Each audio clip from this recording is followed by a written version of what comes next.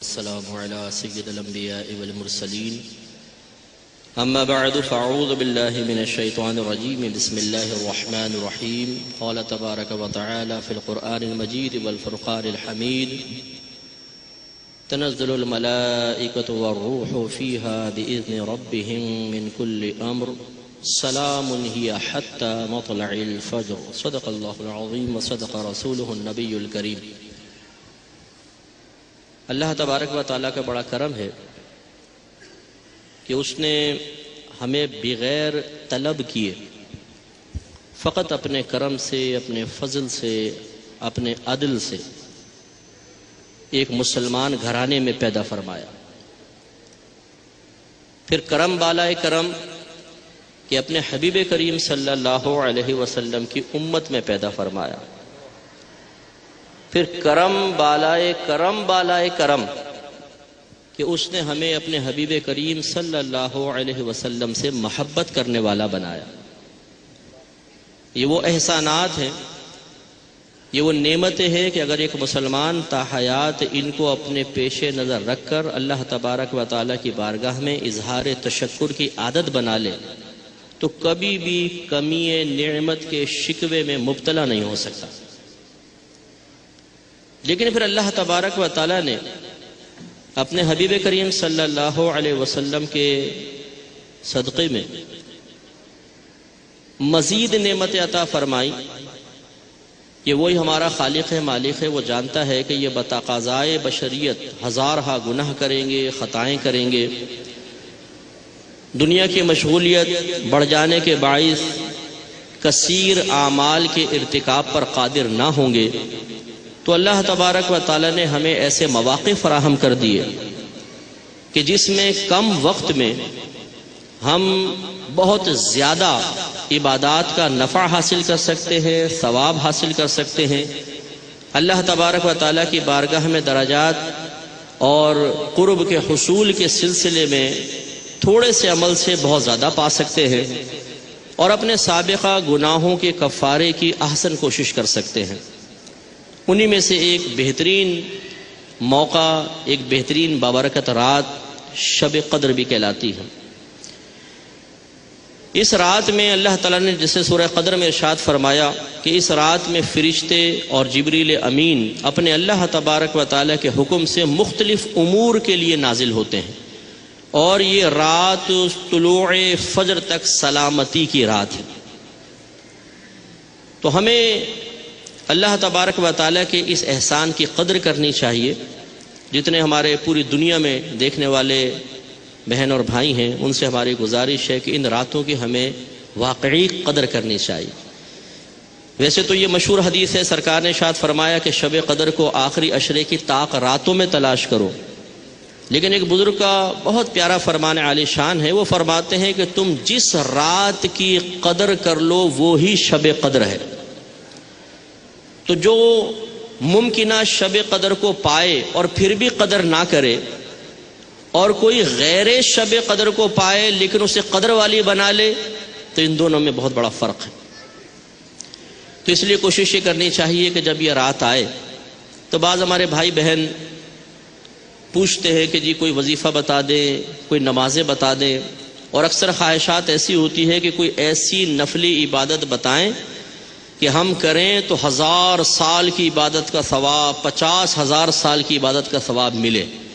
شاید ان کے ذہن میں ایک شارٹ کٹ لگانے کا کوئی ایسا کانسیپٹ ہوتا ہے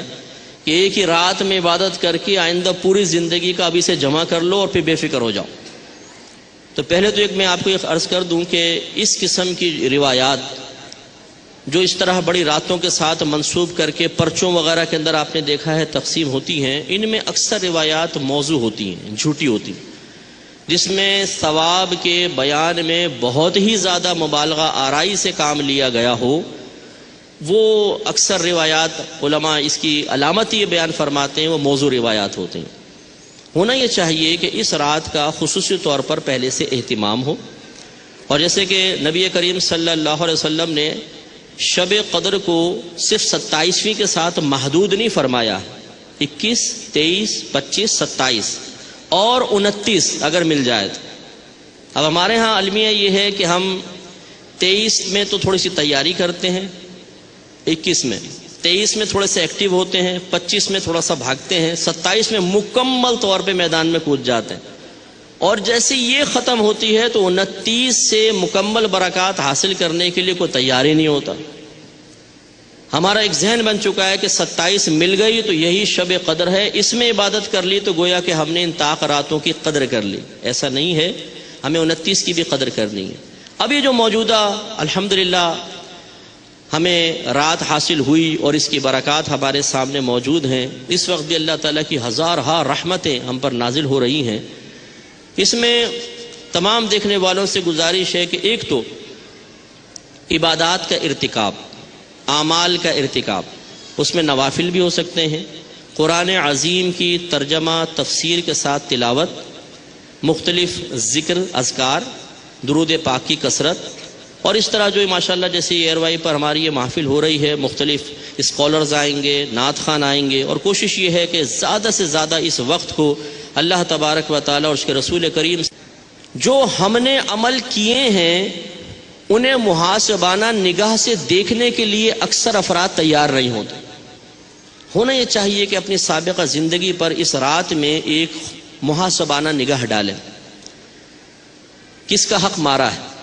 کس کا مال دبایا ہوا ہے، کس کو گالی بکی تھی، کس کے ساتھ نازیبہ سلوک کیے تھے۔ بہت سارے ایسے لوگ ہوں گے جو اپنی بیویوں پر ناجائز ظلم کرتے ہیں، ماں بہن کی گالیاں دینا، مارنا پیٹنا، بچوں کے سامنے ان کو ذلیل کر دینا، مہمانوں کے سامنے ذلیل کرنا، بار بار اس کو اس کی عورت ہونے کا احساس دلا کر یہ جتانا کہ میں حاکم ہوں تم محکوم، مجھے اللہ نے افضل بنایا اور تم حقیر مخلوق ہو۔ اور اسی طرح کسی کی ماں، کسی کی بیٹی، کسی کی بہن کو اتنا ذلیل کرنا کہ اسے اپنے عورت ہونے پر ہی شرمندگی ہونے لگ جائے، اس پر بھی سوچنا چاہیے۔ ایسے کوئی چودھری صاحب ہیں جو یہ حرکتیں کر رہے ہیں اور آ کے پھر نوافل پوری رات پڑھتے رہیں، تو اگر یہ سوچیں گے کہ میدان معاشر میں شب قدر کی برکت سے اللہ تعالیٰ مجھے اعلیٰ مقام عطا فرمائے گا، ہو سکتا ہے، لیکن ساتھ میں یہ بھی سوچیں کہ اگر یہ جس زوجہ کی میں نے بے عزتیاں کی ہیں اور ان کے ساتھ نازیبہ سلوک کیا ہے، کل بروز قیامت اگر اس نے میرے گریبان پکڑ لیا تو اس ایک رات نہیں، شاید پوری زندگی کی عبادات دینے کے بعد بھی مجھے نجات حاصل نہ ہو۔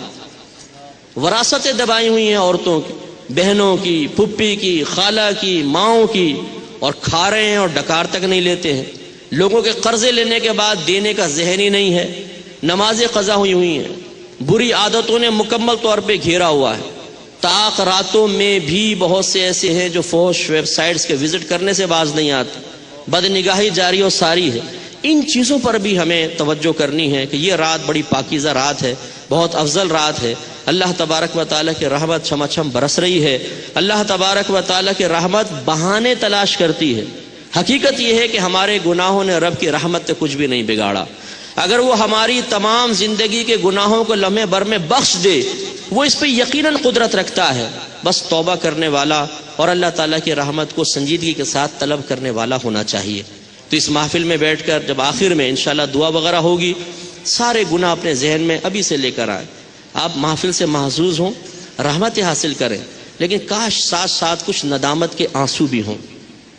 اپنے اعمال کا محاسبہ کر کے کاش اس بات کو بھی یاد رکھیں کہ شاید یہ آپ کی یا میری زندگی کی آخری محفل ہو اور اس کے بعد پھر ہمیں کوئی محفل حاصل نہ ہو۔ اللہ تعالیٰ سے دعا ہے کہ رب کریم ہمیں ارتکاب عمل اور اجتناب گناہ کی توفیق عطا فرمائے۔ آمین۔ وآخر دعوانا الحمدللہ۔ بہت